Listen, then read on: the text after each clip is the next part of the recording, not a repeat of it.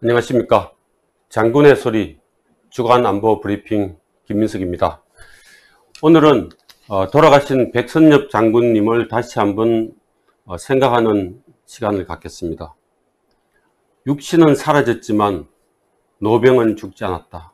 이게 오늘 주제입니다.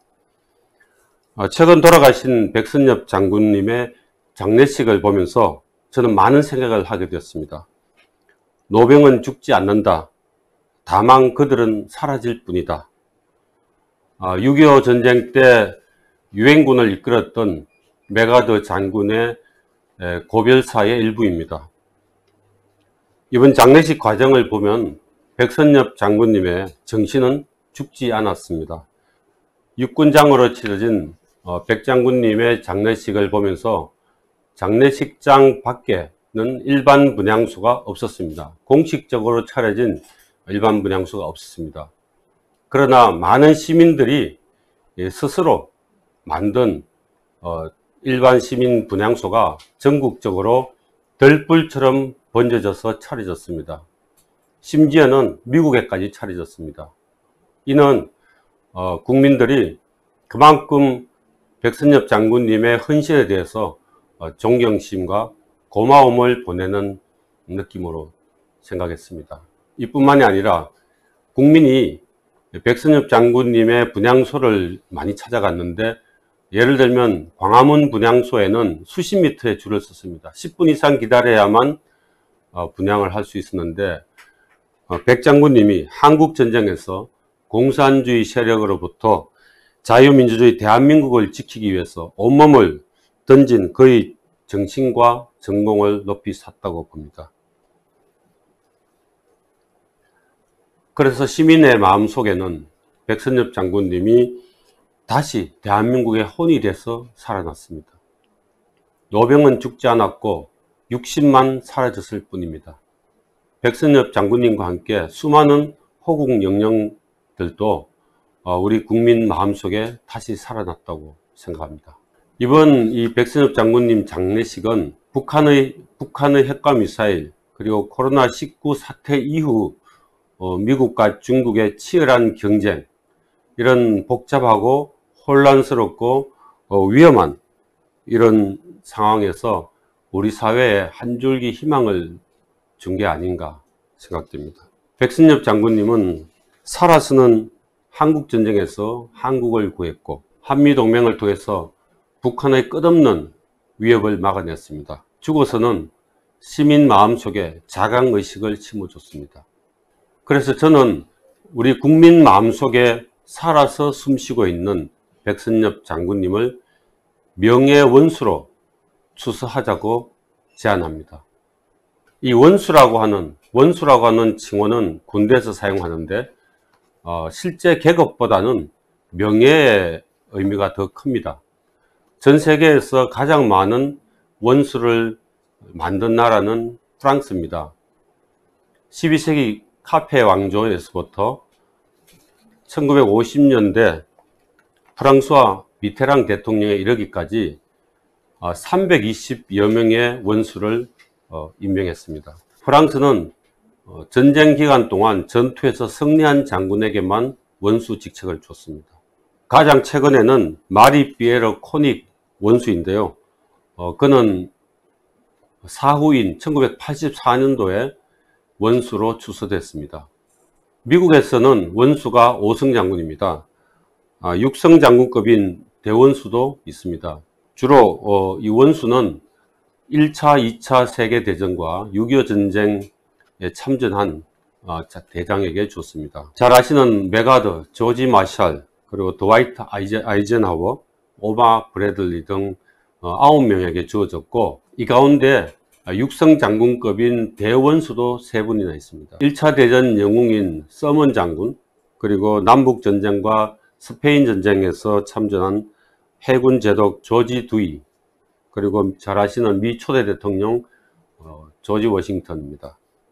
이 가운데 워싱턴은 사후인 1862년에 링컨이 육군 대장에 추서했고 1869년도 그란트 대통령이 원수로, 그리고 1976년 포드 대통령이 명예대원수로 추수한 바 있습니다. 우리는 외국에서 명예원수로 추수한 사례들을 잘 참고할 필요가 있습니다. 그럼 백선엽 장군님은 왜 명예원수 추수가 안 되겠습니까? 한번 생각해 보시죠. 백 장군님은 1950년 한국전쟁 발발 당시 개성에 주둔했습니다. 1사단장이었습니다. 당시에는 북한인민군은 T-34를 앞세워서 밀고 내려왔습니다. 그땐 우리 군은 북한 소련군 전차, 북한인민군의 소련제 전차를 깰 수 있는 무기가 없었습니다. 당연히 밀릴 수밖에 없었습니다. 인민군은 파죽지세로 남아 있습니다. 급기야는 우리 국토의 가장 남단까지 왔습니다. 낙동강을 잇는 남쪽 끝자락만 남기고 다 북한군 손에 넘어갔습니다. 잘 아시다시피 경북 칠곡군 다부동은 낙동강 전선의 요충지였습니다. 다부동이 뚫리면 대구가 인민군에 넘어가고 바로 이어서 부산까지 뚫리게 되어 있습니다. 그러면 우리 대한민국은 바다에 밖에 갈 수 없습니다. 정말로 다부동 전투는 대한민국의 사활이 걸린 전투였습니다. 거기에서 백선엽 1사단장은 1950년 8월 3일에서 29일 사이에 다부동 전투에서 인민군 3개 사단을 맞아서 치열한 결전을 벌였습니다. 전투 결과 국군은 1만여 명, 그리고 인민군은 2만 4천여 명의 사상자를 냈습니다. 인민군은 다부동을 뚫는데 실패했습니다. 그 결과 8월 15일을 기해서 부산에서 전성기념을 하겠다고 했던 김일성의 한반도 적화 통일 계획은 무너졌습니다. 수포로 돌아갔죠. 이와 함께 다부동 전투의 승리에 힘입어서 메가더 사령관은 인천 상륙 작전을 감행했습니다. 그 결과 전세는 역전됐습니다. 백선엽 장군은 1951년 빨치산, 지리산의 빨치산을 완전히 소탕했습니다. 그리고 휴전 이후에는 일군 사령부를 창설하고 한국군 정강 계획에 착수했습니다. 뿐만 아니라 휴전 직전에 미국의 아이젠하워 대통령을 찾아갔습니다. 사실 만나기가 쉽지 않았는데 당시 미 육군참모총장의 주선으로 겨우 만났는데요.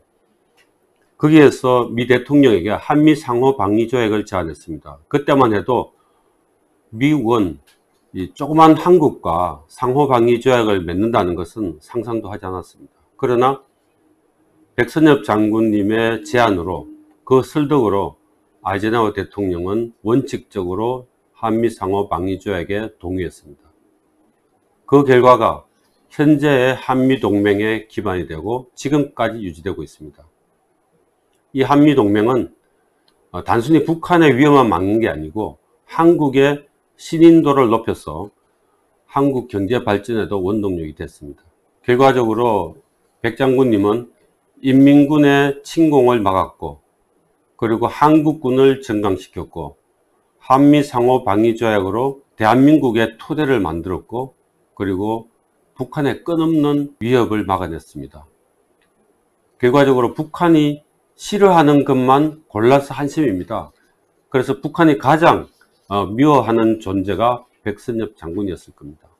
백 장군님은 한국전쟁 공로로 태극무공훈장 등을 5번, 그리고 은성무공훈장 등 미국 훈장도 4번이나 받았습니다.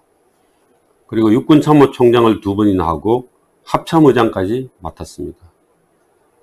90세가 넘어서도 군 부대를 찾아가서 후배들을 격려하고 한국전쟁 당시의 경험담을 전해줬습니다. 그만큼 군에 대한 애착이 컸다는 겁니다. 백선엽 장군님의 전투는 죽을 때까지 끝나지 않았습니다. 이런 백선엽 장군님에 대해서 명예원수 추대하는 움직임이 있었습니다. 이명박 정부 때 일입니다. 그러나 백선엽 장군님이 1943년부터 약 2년여간 만주군에 복무했다는 것을 문제로 삼아서 결과적으로 무산됐습니다.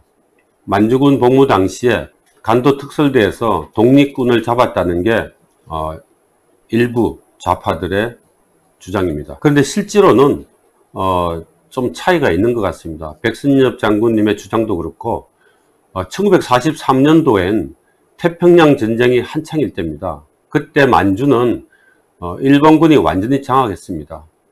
군대가 있을 때는 독립군이 있기가 참 어렵습니다. 그리고 간도 지역은 소련군이 이미 장악하고 있었습니다. 소수의 우리 독립군이 거기를 지나갈 수는 있었어도 무장 독립군은 있을 수가 없었습니다. 이미 사라졌습니다. 대한독립군은 1921년 자유시 참변 때 사실상 거의 괴멸이 됐습니다.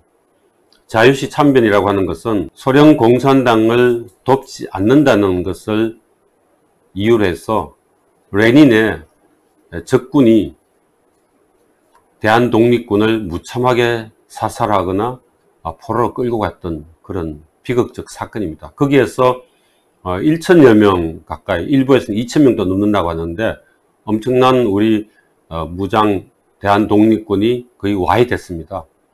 따라서 백 장군님께서 일제시대 때 소위 그리고 중위로 한 2년여간 만주군에 복무했던 것과 그리고 한국전쟁과 그 이후에 대한민국에 기여한 것은 그 크기로 봐서도 정말로 너무나 비교가 안 됩니다. 미국의 초대 대통령이었던 조지 워싱턴도 독립전쟁을 하기 전에는 영국군 소령이었습니다. 우리 같으면 일본군 소령이었던 것이죠. 그럼에도 불구하고 독립전쟁을 이끌었고 결과적으로 초대 미국 대통령이 됐습니다. 그와 비교했을 때 백선엽 장군께서는 당시에 중위에 불과했습니다. 초급장교가 뭘 했겠습니까?